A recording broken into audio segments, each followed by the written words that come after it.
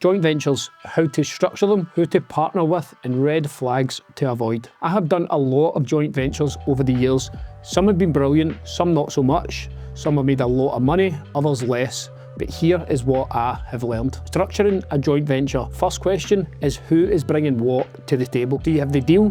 Do you have the money? What roles are you both taking, and what is the percentage split? All of that needs to be agreed up front, otherwise there will be issues that creep in along the way. Do you need a contract? Well, you can, and I would recommend that if you don't know the person that well. Personally, I've never used contracts because I joint venture with people that I know well, about a relationship with, and I trust. And typically in my joint ventures, one of us brings the deal, the other one brings the money. That, in my opinion and my experience, is the cleanest way to structure a joint venture.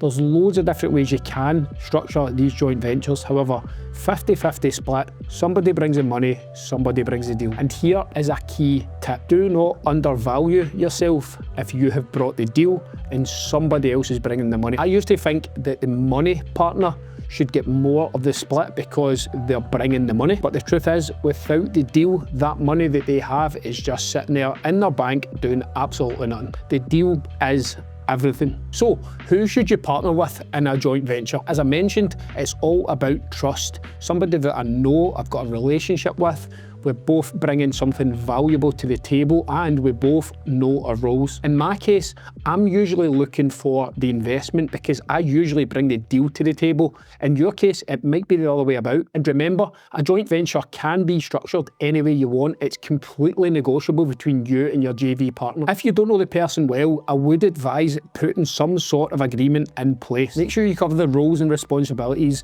Make sure you cover the percentage split, who's bringing what to the table, and any other specifics that you have agreed. And the red flags to avoid. JVs are brilliant, but let's be real, they can go wrong because you're dealing with another person, another human, and shit can hit the fan. I've seen so-called big players in the industry, especially in my early days, into joint ventures, taking on big developments, and what happened? They fucked it up. Partnership breakdowns, and they left a trail of destruction, absolute carnage behind them. So my top 3 red flags. Overpowering personality. Someone trying to steamroll you because they've been in the game longer. You need to know your worth. You need to know what you're bringing to the table, and you need to stick to your guns as well. Number 2 is legitimacy. Are they genuine? Are they going to follow through? Are they going to withdraw last minute? Do your checks, get proof of funds, get commitment early. Number 3, and this is the most important one, is the character of that person. This one is massive. Do you even like them? If they come across dodgy, overpowering, or just a bit of a roaster, I would just avoid them. The hassle down the line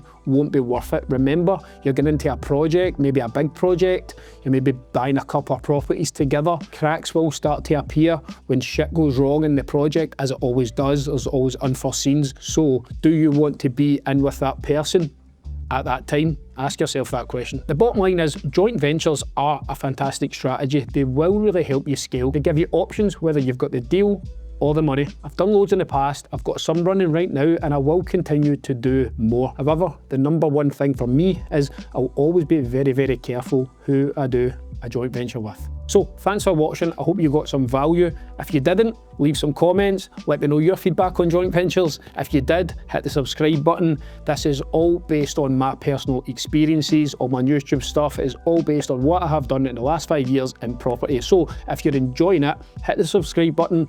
I've got a lot more content to bring you, and I'll see you soon.